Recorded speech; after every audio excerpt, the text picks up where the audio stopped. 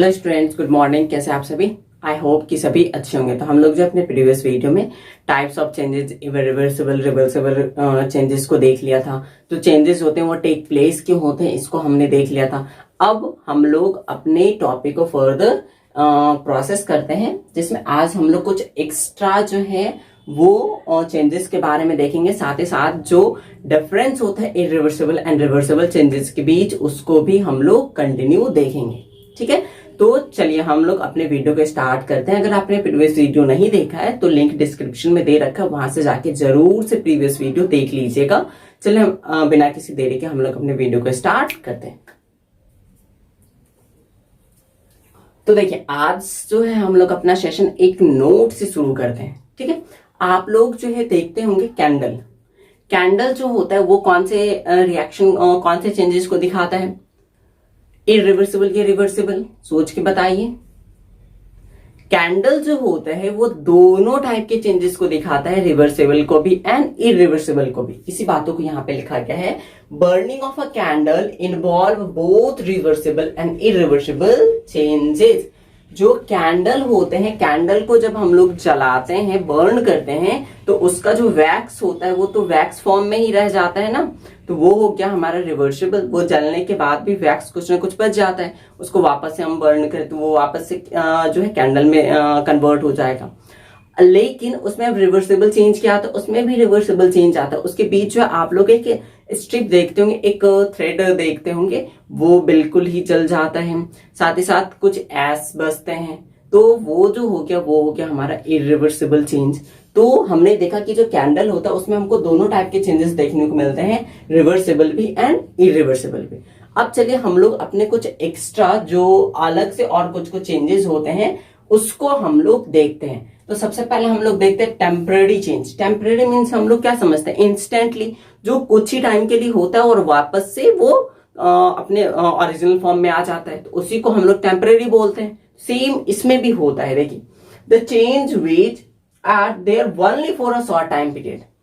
मतलब है कि एक ऐसा चेंज जो बहुत ही कम टाइम पीरियड के लिए होता है, उसी को हम लोग क्या बोलते हैं? टेम्पररी। टेम्पररी मीन्स ही होता है बहुत ही शॉर्ट टाइम पीरियड के लिए कुछ होना।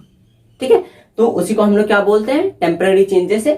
शेडिंग ऑफ ट्रीज, ट्रीज का जो आप लोग देखते होंगे, जो पत्ती वगैरह होता है, वो कुछ एक लिमिट टाइम के लिए, बहुत ही शॉर्ट टाइम पीरियड के लिए क्या होता है? ड्राई होके सूख करके नीचे गिर जाता है और कुछ टाइम के बाद वापस से वहां पे ग्रीन कलर के लीव्स आ जाते हैं। तो वो किसके एग्जाम्पल हो गए? टेम्पररी चेंज के। नेक्स्ट देखिए, परमानेंट चेंज। परमानेंट मतलब क्या होता है? बिल्कुल ही वो चेंज हो जाना, बिल्कुल ही चेंज हो जाना। ठीक है, देखिए, the change for an indifferent period of time. इसमें एक टाइम पीरियड फिक्स था, वो बहुत ही शॉर्ट टाइम पीरियड के लिए होगा। लेकिन ये जो है परमानेंट, हमेशा के लिए ही चेंज हो जाएगा। इसमें कोई टाइम फिक्स नहीं है कि इतने टाइम के बाद ये वापस से बन के आ जाएगा, ऐसा बिल्कुल नहीं है। अगर इसमें एक बार चेंजेस हो गए तो ये वापस से अपने ओरिजिनल फॉर्म में नहीं आ सकते हैं। उसी को क्या बोलते हैं? Permanent change. ठीक है, नेक्स्ट देखिए, डिजायरेबल चेंज। डिजायरेबल मतलब क्या होता है? जो हम अपनी इच्छा से, हमारे इच्छा से जो चेंजेस होंगे उसको बोलेंगे डिजायरेबल, और हमारे इच्छा के खिलाफ जो होता है उसको बोलेंगे अनडिजायरेबल। सिंपली समझ सकते हैं। देखिए, those changes which are desired to occur, that is we want to them to take place, are known as desirable change। मतलब एक ऐसा चेंज जिसमें हम लोग ये चाहते हो कि यहाँ पे एक पर्टिकुलर चेंजेस हो। ठीक है, जिसमें हम लोगों की ये इच्छा होगी कि हम लोग यहाँ पे चेंजेस करें, तो वो होगा हमारी इच्छा के अनुसार, मतलब वो डिजायरेबल चेंज हो जाएगा। जिसमें हमारी इच्छा नहीं होगी, अगर वहां पे चेंज हो जाता है तो वो कौन सा चेंज हो जाएगा? अनडिजायरेबल चेंज हो जाएगा। जैसे देखिए, कुकिंग ऑफ फूड।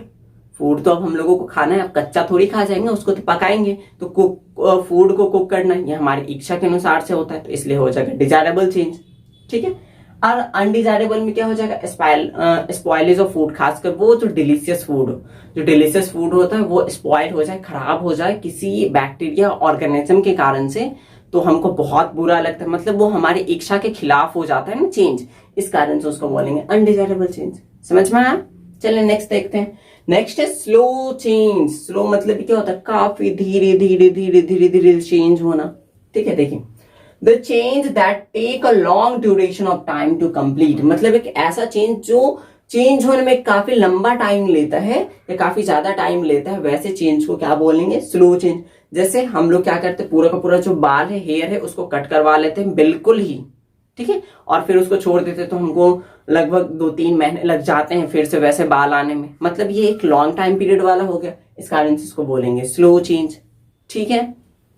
नेक्स्ट देखिए, जैसे कि बेबी का जो है एक एडल्ट में चेंज होना, बेबी का एक एडल्ट में चेंज होना, वो भी कौन सा चेंज हो जाएगा, स्लो चेंज हो जाएगा, साथ ही साथ वो परमानेंट चेंज भी होगा, ठीक है, क्योंकि वापस से एडल्ट को हम लोग बेबी नहीं बना सकते हैं, इसको भी याद रखिएगा। तो यहां से हमको ये पता चलता है कि एक साथ जो 2-3 चेंजेस भी अकर कर सकते हैं, ठीक है। तो बस वहां पे हमको ये चेंज कौन कौन सा होता है इसका नॉलेज होना चाहिए, तो हम लोग खुद दिमाग लगा सकते हैं कि यहाँ पे ये भी चेंज हो सकता है, ये भी चेंज हो सकता है। जैसे हमने देखा कि जो एक बेबी था, बेबी का एडल्ट में चेंज हो जाना, वो एक स्लो चेंज भी था, परमानेंट चेंज भी था, वो एक इरिवर्सिबल चेंज भी था, ठीक है। अब नेक्स्ट देखिए फास्ट चेंज। फास्ट चेंज, इसमें बहुत ज्यादा टाइम लग रहा था, तो फास्ट में क्या होगा, बहुत कम टाइम लगेगा, उसी को बोलेंगे फास्ट चेंज। देखिए, the change that are complete in short or very short duration, मतलब एक ऐसा चेंज जो काफी कम टाइम में और बहुत ही कम टाइम में कंप्लीट हो जाता है, उसको बोलते हैं फास्ट चेंज। जैसे कि black T mixed with milk turning black, जो ब्लैक टी होता है, जैसे हम लोग उसमें मिल्क में मिला देते हैं तो वो मिल्क भी कौन सा कलर का हो जाता है, ब्लैक कलर का ही हो जाता है, ठीक है। और ये जो होता है बहुत जल्दी होता है, ऐसा थोड़ी कि आज डाले तो वो 5-6 दिन के बाद टर्न आउट होके आएगा, नहीं। जैसे कोई सा कपड़ा है, कपड़े को हम लोगों ने कलर में डाल दिया, ठीक है, तो वो कपड़ा भी उस पर्टिकुलर कलर का हो जाता है। क्या उसको कलर लाने में 3-4 दिन लगता है, नहीं लगता, वो तुरंत आ जाता है, इस कारण से वो हो जाएगा फास्ट चेंज, ठीक है। ये समझ में आया। तो ये हमने देख लिया टाइप्स ऑफ चेंजेस जितने भी थे। अब हम लोगों के पास एक इंपॉर्टेंट टॉपिक है कि हमने जो इरिवर्सिबल और रिवर्सिबल पढ़ा था उसके बीच का डिफरेंस, तो उसके बीच का डिफरेंस भी हम लोग इसी लेक्चर में कवर करेंगे। तो चलिए अब हम लोग देखते हैं रिवर्सिबल एंड इरिवर्सिबल चेंजेस के बीच का डिफरेंस। तो देखिए फर्स्ट में क्या लिखा हुआ है, the effect of the changes can be reverse. जो रिवर्सिबल चेंजेस है उसमें हमने देखा था कि जो सब्सटेंस है उसको हम अपने ओरिजिनल फॉर्म में ला सकते हैं, इस कारण से यहाँ पे लिखा हुआ है कि इसका जो इफेक्ट होगा इस चेंज का, उसको हम लोग रिवर्स कर सकते हैं, मतलब उसको ओरिजिनली फॉर्म में हम लोग वापस से ला सकते हैं। और इरिवर्सिबल में क्या लिखा हुआ था, effect of the changes can not be reverse. अब हमने इरिवर्सिबल में देखा था कि उसमें जो सब्सटेंस है वो अगर एक बार चेंज हो गया तो दोबारा से उसको हम लोग ओरिजिनल फॉर्म में नहीं ला सकते हैं, इस कारण से जो इसका इफेक्ट होगा उसको हम लोग वापस से रिवर्स नहीं कर सकते हैं। रिवर्सिबल में कर सकते हैं, इरिवर्सिबल में नहीं कर सकते हैं। नेक्स्ट देखिए, product can be converted into their original substance. अब जाहिर सी बात है इसके इफेक्ट को हम लोग रिवर्स कर सकते हैं, ओरिजिनली कर सकते हैं, तो जो हमको सब्सटेंस मिलेगा तो वो भी तो ओरिजिनल फॉर्म में ही मिलेगा ना, इस कारण से रिवर्सिबल रिएक्शन के बाद या चेंज के बाद उसमें हम लोग सब्सटेंस को ओरिजिनल फॉर्म में पा सकते हैं। लेकिन जो इरिवर्सिबल होगा उसमें तो परमानेंट चेंज ही हो जाता है, इस कारण से यहाँ पे हम लोग सब्सटेंस को ओरिजिनल फॉर्म में नहीं ला सकते हैं, ठीक है। इसमें रिवर्सिबल में ला सकते हैं और इरिवर्सिबल में नहीं ला सकते हैं। नेक्स्ट देखिए, the changes are temporary in nature. जो रिवर्सिबल चेंजेस होते हैं उसमें ये जो नेचर कंटेन करता है वो कौन सा करता है, टेम्पररी का। क्यों? क्योंकि ये जो होता है तब तक के लिए ही अकर करता है जब तक इस पे हम वो एक्सटर्नल जो भी फोर्सेस वगैरह होते हैं उसको हम लगा के रखते हैं। अगर वो एक्सटर्नल एजेंट को हम लोग हटा दें तो ये जो है अपने ओरिजिनल फॉर्म में ही आ जाता है ना, मतलब ये कुछ टाइम के लिए ही रहता है, इस कारण से इसको बोलते हैं टेम्पररी चेंज। टेम्पररी चेंज भी तो उसी को बोलते हैं ना जो काफी कम टाइम के लिए रहता है। जिससे इसके एग्जाम्पल क्या क्या हो जाएंगे, heating of milk, heating of ball. जैसे एक बॉल को हिट की वापस से आ जाएगा हमारे पास, आ जाएगा ही नहीं आ जाएगा, तो वो जब तक हिट हुआ तब तक थोड़ा सा स्ट्रेच होगा, उसके बाद वापस अपने ओरिजिनल फॉर्म में, टेम्पररी चेंज।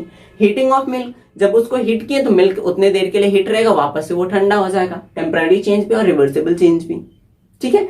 नेक्स्ट देखिए, these changes are permanent in nature, क्योंकि ये हमेशा के लिए चेंज ही हो जाता है ना इरिवर्सिबल में, इस कारण से इसको बोलते हैं परमानेंट। परमानेंट में भी क्या होता है, हमेशा के लिए चेंज हो जाता है, इस कारण से जो परमानेंट चेंज होंगे वो इरिवर्सिबल चेंज भी होंगे, ठीक है। इसके एग्जाम्पल क्या हो जाएंगे, सॉरिंग ऑफ मिल्क, मिल्क का खट्टा होना या फिर फट जाना, ठीक है। Turning of milk, uses of pencil, pencil का एक बार यूज करने तो वापस से उसी पेंसिल को उसी फॉर्म में ला सकते हैं, नहीं ला सकते हैं, ये भी क्या हो जाएगा, एक इरिवर्सिबल जो चेंजेस होगी उसके एग्जाम्पल। तो हमने अपने चैप्टर नंबर 6 को इस रिवर्सिबल एंड इनरिवर्सिबल डिफरेंस के साथ हमने इसको एंड कर लिया है।